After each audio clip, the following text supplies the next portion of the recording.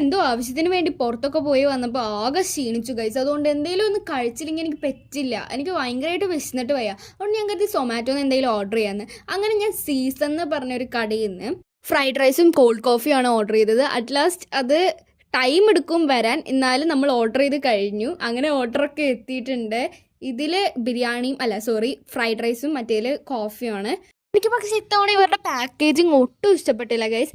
കാരണം എന്ന് പറയുകയാണെങ്കിൽ ഫുൾ സെല്ലോ ടേപ്പ് ഒട്ടിച്ച് വെച്ച് നമുക്ക് മനുഷ്യനെ വിശന്നിരിക്കുന്ന ടൈമിൽ പ്രാന്ത് പിടിപ്പിക്കായിരുന്നു. But it is for safety, അത് പോവാണ്ടിരിക്കാനും ഒക്കെ നമുക്ക് സമ്മതിക്കാം. ബട്ട് വിശന്നിട്ട് കത്തി നിൽക്കുകയാണ്. സോ ഈ സെല്ലോ ടേപ്പുകളൊക്കെ കാരണം ഇങ്ങനെയൊക്കെയോ ഞാൻ വലിച്ച് പൊട്ടിച്ചു.